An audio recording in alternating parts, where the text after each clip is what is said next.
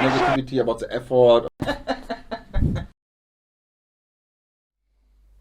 What is going on, people? This is Tim and Castradamus in the building here, Fulham and beyond. As you can see, in a new location. We're just sorting out some things into the next season. We're trying to find some new areas to film in. So we're in process, so trust the process, guys. Today is a very special episode. We're going to be reviewing the whole season based on a Fulham perspective. See the highs, see the lows, go through a few things that we believe that all Fulham fans would probably want us to talk about, and how we felt in general about how the season panned out, which obviously was not a successful one because at the end of the day we were relegated. But we'll start first with a Newcastle game, last game of the season, just to tap on the last Premier League game at the Cottage. Really poor, man, to be honest. I mean, first of all, charging £40 a ticket, which we both thought was an absolute disgrace, and clearly not enough tickets were sold because the BBC allocation said that we had sold 6,000, which was absolute rubbish, probably in the region of 1,500 to 2,000. But you can see, man, £40 in this kind of market for this kind of football is not acceptable, really. No. First of all, in the financial crisis the country is in general, then you have one game where you can show support for your club, for your fans, as a, CEO or whatsoever. You don't do it. Yeah. Even Manchester United's last home game was less. And Man United, he's watching top players. Manchester United, It was against Fulham. Yeah. So no wonder that. No, but when you charge Fulham against Newcastle, and they can't get relegated anymore, you can't stay in the league anymore, charge 40 points is fucking disgrace. In my opinion. And the game was poor, man. Yeah. 0 shots on target. For Newcastle, it was about nothing, and our players, I thought maybe that they got out with a little bit more effort, but the minds were off. Last game, pointless, actually, that's why. Yeah, it's a game you have to put it behind even more quickly than the others. Just get rid of it, that it ever happened. Parker went with no loan players as well, I think. He just, what I've been calling for, just play the players who are going to be here next season. Ream playing again. Nice to see Rodak in goal, but we were really bad, man. And 0 shots on target is not acceptable, man. And over 90 minutes of football, you can't shoot once on goal. And you've been crying for it all season. When you get the chance, shoot at the bloody goal. And still we tried to pass. It doesn't work, and man. every player was only maximum 60% playing anyway. You saw that in the battles with other players, they don't want to get hurt or whatever. So it was more like a training game. And in a training game, you can happen that you don't have a shot on target, but nobody cares. Yeah. And in that game, clearly nobody cares. Unfortunately, because they were first time fans in the stadium again, the ones who paid the £40 wanted to see something, but was not able to. It's even worse. They paid £40 on that performance. In general, it kind of summed up the season, really, wasn't it? It was really, really flat, really poor. We're now officially the lowest home scorers ever in a season in Premier League history, with 9 after only scoring 9. Sorry, and Huddersfield scoring 10 a few seasons ago. So that is really bad. Setting records, but not for the right reason, bro. Yeah, but this is maybe one point as well. Even the last home game didn't show us that we can score goals with fans. But a club like us, same with West Bromwich, even Newcastle, I would say, Burnley, these are teams who maybe rely more on fan support than others. Maybe, I don't know. But especially at home, because we were away from home better than at home. It's true. Yeah. And this is for me the only reason for it. It's not because of the squad or the quality whatsoever, because then we wouldn't score in away games as well. You know what I mean? So maybe it's a bad season in all aspects. No fans, relegated. Yeah. Poor performance. What's worse than that? You know what I mean? Yeah, literally. Yeah. At least we weren't there to watch that rubbish sometimes, I guess you could say. Yeah, but at least you always, even if you are a supporter, you will always make the best out of the day. At least you were at the Cottage or in an away game. Because actually when you went to a few away games this season, you would be quite lucky. Going to Liverpool or to Leicester. Yeah. You know what I mean? And have United. some weather. And have some weather there. Yeah. You know? So that would be good. But unfortunately it was not possible. Not good, man. Relegated 28 points to end with. So put that in perspective, 2 seasons ago when we went down, we got, I think it was 26, and we won 7 games, and everyone was saying it was shocking. This time we've only won 5, man. 5 wins from 38 games. That you deserve to go down when you've only won 5 games of football. Of course. Simple as that. But I see a lot of differences between the squad from 2 years ago than now. Because still, many people maybe disagree, but when you just look at the paper, I don't say always the performance, but even the performances sometimes, not always, but I think at least 50 or 60% of the performances of the games we lost, it was no need to lose these games. Yeah, it was because tight. we are a good team. Or we draw against Arsenal, lost against Wolves, or Newcastle in the first leg. You know what I mean? Yeah. So we weren't always the worst team. Yeah, and on paper we had quite a decent squad, in my opinion, like a Premier League squad. Yeah. They just couldn't show it like when it's counted. Yeah, Premier League squad, but maybe just didn't have the know-how, like we were saying, like didn't really have the proper experience. Yeah, but this like is relegation battle. You have to equalize with passion and fight. Yeah, but I didn't see that. Not so enough. often. Not enough at all. Yeah. It was a really poor season to start with as well. Remember, we got off to a really bad start. We started with the Championship squad that got us up the back five, so Rodak in the back four, with like Brian, Hector, Ream, and I think it was Odoy on the right. So we started with that lineup. And you could kind of make sense of it, because when we went up last time, we splashed like 100 and 120 million, and we just got rid of all the players that got us promoted. So this time we tried a different way, stick with the players that get us promoted and see how it goes. That failed as well, to be honest. But was it planned like this? Well, that's another thing. You didn't have any other options. Yeah, At because the beginning of the season, we didn't buy anyone. Yeah. But maybe that's you what... didn't want to start like this. You saw that other choice. Maybe we'll give them the benefit of the doubt. Maybe let's think that's what they were trying to do, to start with the Championship players and see if they were good enough, which they clearly weren't. And then we were just panicked in the transfer market, like scraping loans and last-minute deals on deadline day, 9 p.m, 10 p.m. It was just a mess. It did improve us. We have to say the loans that we got in definitely improved the squad and improved our performances, but still not enough. Yeah, but do you know what? As much as I like some known players, like Lookman, even Lemina, Anderson, Areola, at some point there were 8 lone players in the starting lineup. You can't win shit with that. Yeah. It's not. I don't want to attack the lone players if they didn't do anything or whatsoever, but it's lone players. You know, they are there for a reason. Some want to show something, but for themselves, to show other clubs I can play, so maybe you should buy me. Yeah? Especially in a relegation match, because no player choose to be on a relegated team. Yeah, of course. They don't choose to, you know? So they're looking for themselves, but it's normal. I don't blame them for that. You know, they want to put their market price maybe to, you know, get a little bit more wages in the next club or whatsoever. You know? So, yeah.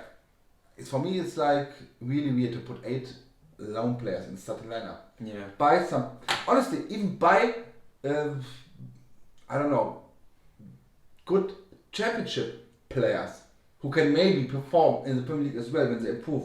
Buy them, but loan everybody makes no sense. Also, if you buy good Championship players, if you do go down, which could happen, your squad is set for the Championship as well. Yeah. And if you have them on like 3 or 4 year deals, you have the chance to come back down and go back up with the same squad. Yeah, the loan system just... No, it's normal that when you get promoted, 50% of your squad can go. Not they can go, but they don't have the quality. It's always like this and will always be like this. Yeah. Because they don't have the quality. And everybody understands it. Even the players who are the players understand that. You know what I mean? But to put 8 loanies there, like I said, some people maybe like Fulham, like the area, like to play it, but they can't even experience a proper Fulham feeling because there were no fans. It was not the same. There's no connection with the club. Yeah, so of course they maybe can't, or they didn't perform like everybody wants to. Yeah, and then there was a system, you play against relegation.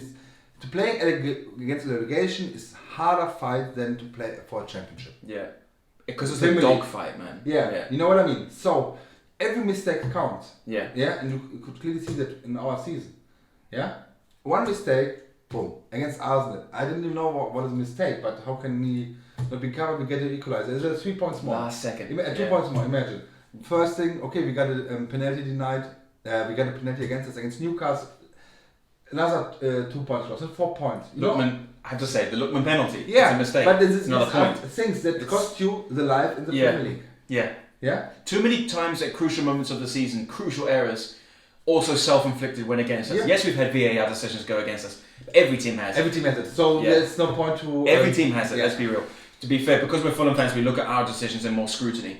We have had some shockers, but our own errors have cost us goals. When you watch the defensive lapses, Leeds, for example, when Bamford runs in and taps it in. Like you say, Arsenal, last minute of the game, not tracking the man at the back post. Tate at Burnley, putting his hand up, your favourite, putting his hand up and stop running when the guy's running straight past you to tap it in. Just defensive errors and lack of concentration have cost us crucial moments of the season. You need 100% concentration, focus on the game. Yeah. In the relegation battle. Yeah. There's no other way to survive that. Other way. 100%. It doesn't matter how you play. If you have even, let's say you have a decent squad. Last year you finished 6th or something, even Europe League, but now play against relegation. You have the players to play in Europe, actually, but relegation battle is different. You need different skills for that. You need strong here as well. Mentality, fight, passion. It's not about, of course, tactics as well, but not only. It's about fight what the players put on the pitch. That's why I only partly blame Parker for the results of the season. Because you could see his improvement, because the coach improves the players, and you could see that on the pitch. You have to say. You can't deny that. Yeah. Even if the results wasn't there, you could see the improvement. But, like I said, in a relegation battle, it doesn't matter what kind of tactics you tell the players to play. Or what kind of lineup. Doesn't matter if you play with 11 centre backs or 11 strikers. Everybody should fight for their lives not to get relegated. This is about passion and fight. You don't need no football skills for that. Of course, it benefits you when you have it. But you know what I mean? It's about fight and passion. That's why. And the power of will, I would say. That's why Burnley do so well. Yeah. You can't tell me their players are like top draw players. Do you think they play attractive football? No, but successful. For their, they've got like local lads putting 110% effort every single game. You can't tell me their squad is better than ours, because joke, I disagree completely. Like a few weeks ago. Yeah. When you just compare, not the results or the performance, when you just compare the papers, you would say Fulham would stay for Burnley normally. Yeah. But they just have the fight and the passion to stay in the league because they know what to do, and the coach drills it into them. Not that I'm saying Parker didn't do well, because like you say, you could clearly see the improvement from the beginning of the season to the end of the season. Well, maybe not the last couple of months, but from the beginning of the season till 3/4 of the season, the improvement was massive. Went to places like Leicester, got a result. Went to Everton, where we never ever won in the league, ever in Fulham history, got a result. Liverpool, champions of England, yes, lost 5 in a row then. Doesn't matter. We went there and made them lost 6 in a row, got a result. So there were times of the season where you could see the improvement was there. And those results against the Big Six showed we deserved to be in the league, that we could do it. Yeah, but for us was the problem that when we play against teams who are sitting back, actually. You know? Because we can't break them down. No, because we don't have the quality for that. Yeah. And that's the other thing. The players, in my opinion, got too distracted as well at some point of the season. Always. You could see, in what way? Like the social media shit and stuff like that. Yeah. I felt lost. Don't post a fucking picture with you enjoying life. Yeah, we know you get 50 grand a week. Yeah, we get that. Yeah, but you just lost a home game, a crucial one, or whatsoever, and you're just enjoying life because you don't fucking care. Or maybe you do care. I don't say they do it on purpose to, you know what I mean? Maybe it's just they naivety. just don't think about it. It's naivety. You know what I mean? Yeah. And if I would be Parker, maybe this is the thing I blame mostly. I think I don't blame him about his tactical approach, because I kind of like how he likes to play. Okay, people say Parker ball, but what is it exactly? To have the ball, when you don't have the ball, you can't score. Simple. Yeah. Everybody coach say to you, have the ball. Yeah. Because if you don't have it, you can't score. It's simple as that. Yeah. But if I would see that as a coach, next season, you go to the stands next game. Is that the generation that we're in though? That players are going to be on? Yeah. It doesn't matter. I agree. It's poor. Do appropriate. At least do a fucking post that you fucking said about the match before you post your fucking trying on a new Gucci jacket. Your Gucci jacket with your girlfriends and shit. Yeah, you know what I mean. Supermodel. At least do something like that you care a bit. Or do nothing at all. Yeah. Yeah? Yeah. You're saying it's like a bit of a disconnect. The mind is done. Yeah. Normally, when you lose a game, 3 days, you're fucking upset. Yeah, bro. You go to the fucking gym and do something. We're upset for a week, man. But you prefer shit. My performance was shit. I need to train, so I go to the fucking training pitch. Post a picture from the gym, trying to work out, get to bed better, whatsoever, to show the fans that you have some effort or some integrity towards the club. You know what I mean? But they don't do it. Not everybody. I don't even say that's on purpose. I know it's a generation as well, but it's my generation as well, and I get it. Why you shouldn't do that? Why? It's different then. It's not different. Yeah. Yeah, but at the end of the day, I mean, there were moments like that in the season where you just thought, fuck man, come on, pull it together and get us a result. But too many times, it didn't happen. And the biggest letdown was after that Liverpool result, when we went there on such a high 1-0, won the game. Lamina was such a Like, it was such an amazing moment for us as Fulham fans to see us winning at Liverpool as well. And we thought, right, we're level on points with Brighton. I think, or level on points with Newcastle, 1 point behind Brighton, and they'd only played 1 game less. And we were really thinking we were going to survive. And then we didn't win any other games at the end of the season. We lost 7 out of the last 9 with 2 draws. And Nak, you're right. Mentality fit enough for that. At Liverpool, we were on 26 points with the win, and we finished with 28 with 9 games after. When you see every other team, even West Brom, as soon as they got a win, like against or a good performance or against a good side, they were on a high. Yeah. They were running, flying on the pitch. Newcastle, look what they've done the last 6 weeks. Yeah, no one could predict that. Newcastle. Yeah, but because they had one result, what gives them like hope. Yeah. When we play like this, we can do it, and every player believed it. Finishing 12th. But with us, it was like, okay, nice, we're going against Liverpool. Yeah, we know we can do it. But it's not about Liverpool. It's about against Burnley. It's about against West Brom. It's about the other teams. The Liverpool result is a bonus. Like, you need to go to the Burnleys and West Broms and win. You get this. It's like just like the cherry on the cake, or you say it. But you need some points against like the direct opponents in the fucking relegation battle. And that we didn't do enough. Do you remember, like, for example, West Brom away, when we were leading like 2-0 and we had so many chances and we should have won like 4 or 5. It's collapsed. And then collapsed. Second half went 2-1 down. Luckily brought it back to 2-2. Collapsed. Aston Villa as well, away, when we went 1-0 up with 15 minutes to go when Mitrovic scored. Collapsed, lost 3-1. Wolves, last minute, 0-0 to grind a point. 90 plus 3, collapse. Those are the moments at the end of the season which just deflate you. Yeah, and the thing is, we don't have any leaders, but when it counts, I couldn't see anybody stepping up somehow. Well, that's when our captain was a lone player, mate. Yeah, no, that's but in general, not saying he did badly. No. But in general, when you see when something's going wrong, make a fucking foul in midfield to make a statement, and then push your people, to the limit. But when we are like leading, wow. But as soon as we're trailing, it's no point. No, we're not able to come back from anything. Because what's that? We get a first goal in the first minute, game is done. You know it. Yeah. You can't fight back for this shit. I know. And that is leadership problem as well, in my opinion. Tom Kenny's been a big mess out for the whole season. Obviously, he is the captain. He's the captain. Fulham, he does divide Fulham opinion, like fan opinion, because he's not very vocal. You see him on the pitch, he's not talking so much. He's not really a leader off the pitch when you see him like motivating. But he's a different kind of leader. He's a leader where he can make magic happen. And you look at him and be like, wow. But him being out for the season most of the season has been a big blow, you have to say. Yeah, to be fair, I have to say, no. I have to say no. No? Okay. No. I would like to see him from time to time in the squad, but the problem is, what I see and read from Fulham fans around the globe, they always want the players back who are playing and not playing. When they're playing, they're not good enough. You know what I mean? Yeah. It's the same with Brian. I like Brian as well. He's an attacking player. He's good in the championship, and I think even he could deserve more playing time. Yeah. But he played the first 3 games or 4. Was not good enough. Everybody, what is he doing? We no left back, whatever. Now we play shit all season. Everybody shouting for the players we didn't want at the beginning. Yeah. Kenny could be an addition, yes, in some moments, yeah. But then he needs the surroundings to work, for him to work. Otherwise, he's not existent in the midfield. Yeah. Let's be honest. I like him. I like his skills. He has a lot of quality, and he could help us in a lot of games. Yes, but he needs the surroundings to function. Otherwise, he's like just a buddy, like a passenger. Yeah, like luxury player. You're saying. Yeah. But it's with a lot of players. That's why maybe it doesn't function this way this season. Too many loanies. Even if the loanies were like bored, the connection in the squad was not there. Only when we're doing good. But that is not you need to do good when you're not doing good.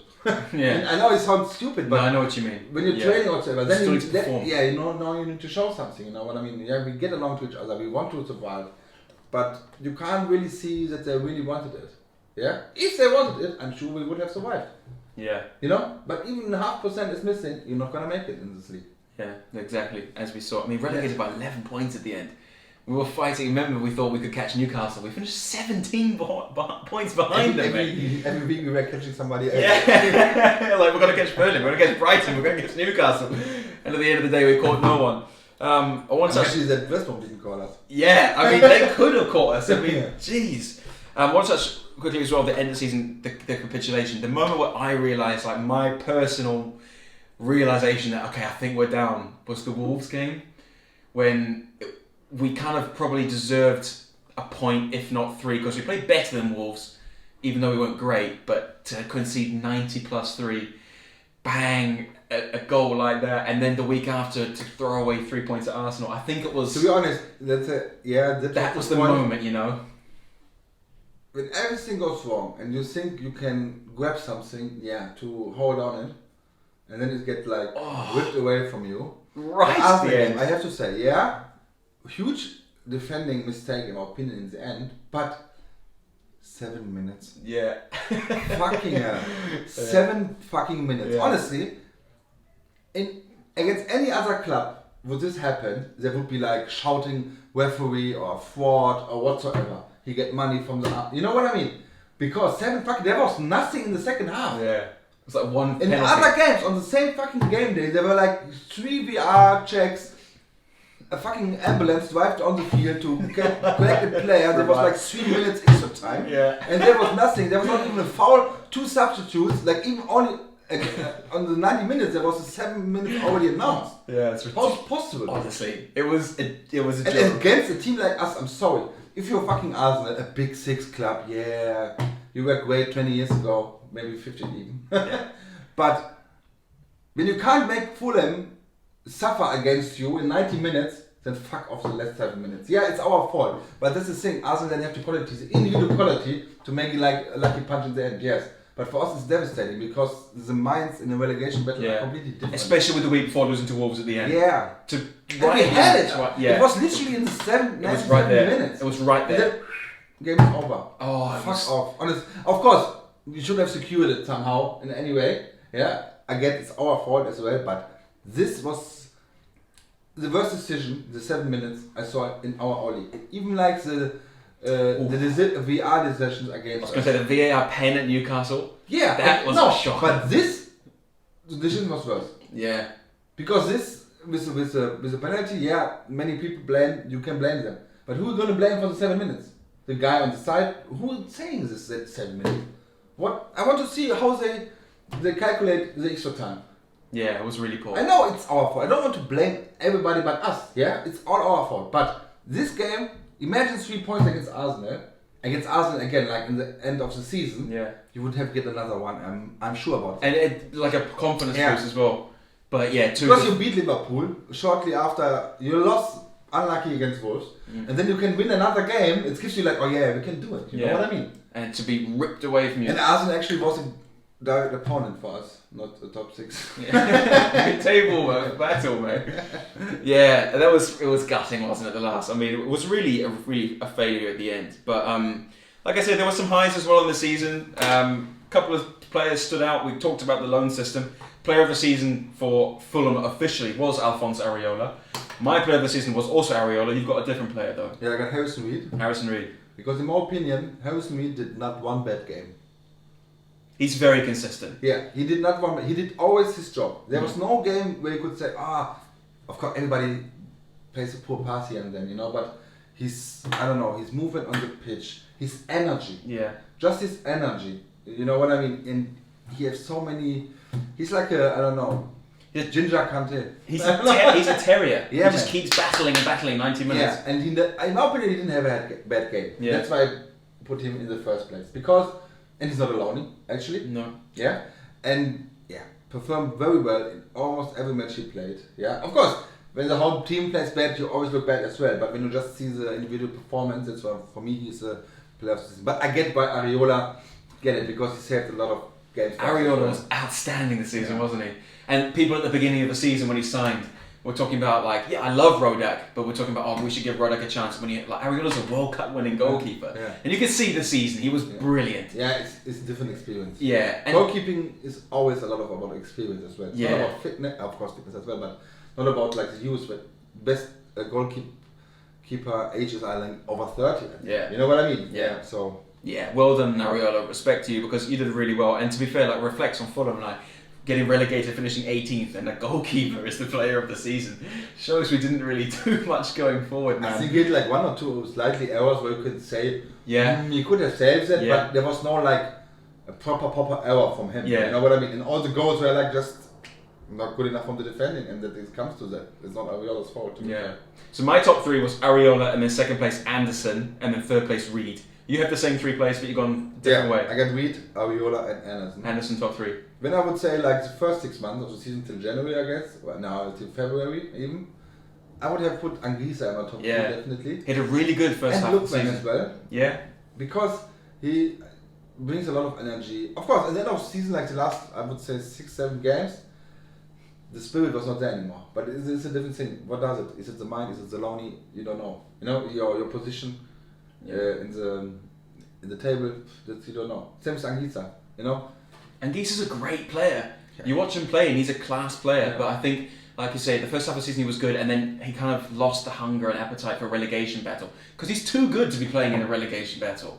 Of course, for Fulham, we want to see players fighting, but you could see he was like, "What the fuck am I doing here?" The thing is as well, some players are not made for that. Yeah, because he's, like you say, he's not like a warrior. He's like a. It's not his he's a fault. He flair never player. was it. Probably. He has a great touch. He's a flair player. He's not a warrior like a Reed. Yeah, Reed exactly. is designed for that kind of battle, but Anguissa's not. Yeah. So when we were doing okay the first half of the season, like when we kind of started getting results, he looked good. But when we were like falling away, it's not his game. And that's why he got dropped a couple of times from Parker. Remember, he dropped him because you're not the kind of player you need. But you see that often, especially in teams who are not used to it in relegation battle, when they're going like down slightly and try to survive, they're struggling. Yeah. And it's hard for them because they don't have players for them. Yeah, they're not used to it. The other teams who are expecting relegation, their whole squad is quite different. You know what I mean? Mentality-wise. Yeah, that's why Anguissa fall out short. Yeah, but for me, like still, because in my opinion, I can't say a game where he was bad or where I didn't like his performance. Yeah, he's a big miss when he's injured, Harrison Reed.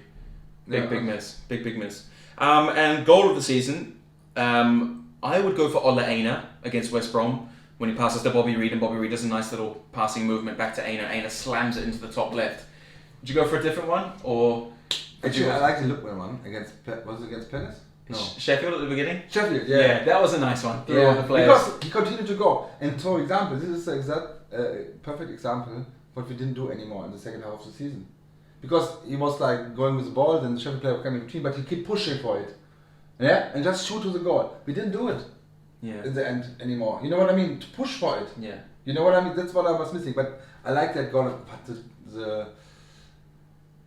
the goal I most celebrated, I would say, is the Lemina goal. Same. I was just about to say, the emotional one was Lemina against Liverpool because it was right before half time. Yeah. And I was like, oh my god, we're going to stay up, you know? Yeah. And it was like such a buzz. Yeah. And you can check our episode a day after that, I think. Yeah. You can it was like instant reaction though. We did that one. We were like, oh my god, such a high. But it wasn't to be, mate. It wasn't to be. But what now for Fulham? I mean, relegated at the end of a poor season, you have to say. Scott Parker under pressure. Obviously, this fan-based division, Parker in, Parker out. Was it Tony Khan's fault he didn't get the players in for Parker's coaching? Are the players not good enough for Parker's coaching? Or is Parker the problem because he hasn't set them up correctly for a Premier League season? I mean, what are you saying about that? Parker in, Parker out? In general, I would say when you get relegated, you can't blame one side. It goes like everywhere. Yeah. Khan did a fucking bad job in my opinion.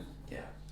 Parker has his part as well. Yeah, maybe sometimes he changed too late to bring. You know what I mean? This is like coaching decisions, you know, or to set up the team. I didn't say he would. I wouldn't say he didn't set his team up right, but maybe we acted too late somehow in some games, or how he wanted to play against some teams, what was not working. Yeah, maybe wrong players for wrong games. Yeah, and the players as well. Yeah.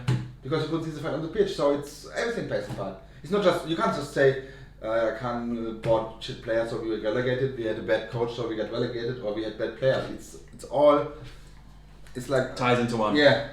So, but I like Parker as a coach. Maybe, I said it before, maybe he's not the right one for Fulham. Yeah? But I still think he's a decent, good coach and will make a good career in coaching. He's improved because he has the right approach, in my opinion. How he talks football, how he knows football, how he can improve players, how he believed in his players. Always. Yeah, he was always very positive after everything. But not only to cover them, but really you could see he liked the players. They give him something on the training pitch. Many people voice Cavaliero player. Yeah, I get that because he was shitty. But somehow in training he should have done something. He must have done something, mate, to be starting every week. But he sees that, and it's the only justification the coach needs. And what other options do you have on the bench? Mitrovic wasn't firing. No, you know what I mean. So, in my opinion, Fulham should get ready for 2-3 years championship, but on purpose. The project, On purpose. Yeah. Check what players you have, check what you can sell, put 3-4 players from the youth up, buy 2-3 nice championship players, buy something so you can attack the promotion again, and you have a core, a nice core, and then when you go up again, maybe hopefully soon, like I said, let's say 2-3 years, you have a core, and then you can put some more players on it, but don't put Lawnies. Every team should have 1-2 Lawnies, maybe it's possible, but not 8 in the starting lineup. Yeah. You say like trust the process and make a project of Fulham. I'm not sure if the Khans will accept that. You know, I think Tony Khan will want to go for direct promotion straight away. That, but it's clearly not working. How they've done it the last years? Is it? Well, it works to get us to the Premier League. That's the thing. Yeah, but it's not the point, huh? Well, the point is to stay there for sure. Of course, the point is to stay in the Premier League. But to stay in the Premier League, first you have to get there. So you can't really say they haven't done what we needed them to do in the Championship. It's when we get to the Premier League, that is where the problem is, because they don't bring in the right recruitment. When you develop the squad a little bit more, then you have a core where you don't need so much in players. Then I like your thinking, because I agree with it. It would be nice to see like a youthful team, good Championship, young squad, and develop over a few years in the Championship, then attack promotion. Yeah. And of course today very big problems as well. When you get a youth player who is fucking good, who's fucking young, you get bought away. Of course. That's the problem with all smaller clubs though. Ryan Sessegnon, ETC. As soon as they get one good season, they do well. 20 million Tottenham, 20 million here and there, they go. So it's hard. It is hard, but every team suffers the same. Or they should say, okay, we want to go to direct promotion, clear out the squad, so you have a core from what you want to have, and then buy players with a contract over 4 years who play Championship and Premier League. Yeah. So they're not want to go away when we go down again. Maybe. You know what I mean? Mm-hmm. Then you should do that. Invest the money in players you want to play for Fulham, you want to get promoted and stay in the Premier League then. Yeah. I think it's a real problem for us at the moment, because players like Hector and Ream and all these players who got us up were just completely ignored for the whole season. And now they're expected just to forget about it and go again. Yes, they're contracted, I know, but... And that's a business. But it is still... Like when you're at your work, imagine someone comes in and does it for a year and then, okay, we'll bring you back. They had the chance and didn't deliver. Yes and no. I would say yes, I agree, but some players... They didn't get the second chance, maybe. It's possible. Yeah, I don't think players had too much. Wine and they had a chance. They had a chance. 3, 4, 5 games. Yeah. They were there. We lost all games. And everybody was shit. Yeah. Not shit. But you know what I mean? Yeah, not at the level needed. So they decided to... Of course, I don't think it's the right thing to bring 8 Lawnies. Mm-hmm. Yeah, because you have to implement them in the squad as well. Maybe the other players would have developed somehow as well, so you don't know that. Anyway, any approach with relegate was wrong. Of course. Yeah. If you relegate, it's wrong approach. Yeah. Tony Khan to blame, like you say, like as much as Parker, as much as players. In my opinion, a coach should always be involved in. If you want to give the coach, or if you want to buy something with a coach, he should be involved in the philosophy of the coach, of the club, whatsoever. Because, let's for example, of course, maybe it's a bad example, but when you see the top coaches, I have always have this say. That's why they're so successful. When you just give Guardiola or Klopp just players because they're good somewhere, they're not fitting for the philosophy of the coach. It's not working. You need someone who fits the philosophy, which is why Parker and Khan need to sit down.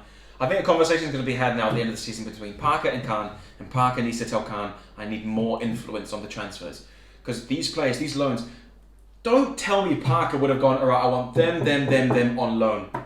Not possible. No. Parker would have asked for some players, Khan would have said, maybe not, maybe too expensive, or maybe doesn't work the stats, because I know Tony Khan likes the stats, and then Tony Khan would be like, right, this guy matches the stats, and we'll bring him in on loan for a season. That is such a wrong way of doing transfer dealings. The other thing is, even if you sell in the league, which is good. Yeah, Maybe they all go. Yeah. Anyway, at the end of the season, regardless if you get relegated, all 7 players are fucking off. Yeah. So you're back to square one again. Yes, bring 1 or 2 players on loan, which will improve, and maybe they're fighting to get signed. 7, 8 loan players, and like you say, starting lineup players. It's not acceptable. No. It's not good enough. We need players who need to play and want to play for the club, who are contracted to the club. Yeah, I mean, it's going to be an interesting summer. Obviously, we need to now reset, relax, and focus on the European Championships, really, and try and forget all the Fulham nonsense which happened this season. I mean, it's been poor, really, but we've enjoyed it though. We've enjoyed covering the games. Yeah, of course. Yeah, we always enjoyed watching Fulham. Everybody knows who's a Fulham fan knows it wouldn't be the same if you only win games. So. Yeah, of course. It's the beauty of football. Failure is a part of our culture. Yeah. Fulham culture. Yeah. To be honest, though, we're not a top club, so failure is a part of our history. Not that we get used to it. Of course, you want something different. Of course, but yeah, next year Peterborough away. Peterborough away, lads. And lasses. Let's go. We'll make it up for it, I think. Hull, Peterborough, maybe Lincoln or Blackpool, depending who comes up. We've got some cracking away days.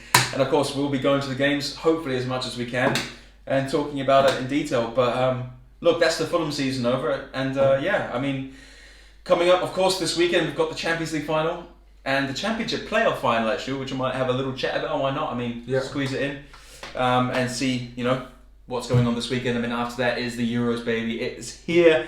We've already done the German reaction video. We've done the England prediction video, and we'll probably do like an England chat as well, close to the time when the 4 squad is announced. Go through our starting lineups for the opening games and watch all the Euros as much as we can, hopefully as well. So, from myself, from Kai, thank you so much, guys. Also, thank you guys so much for watching us and supporting us and enjoying the content. Hope you enjoy it as much as we do, because we really enjoy it. Yeah. And it's only going to get better when we be able to go to games as well. So 100%. From myself, from Kai, see you in the next one. Bye-bye. Hey guys, it's me, Kai, and Tim from Fulham and Beyond.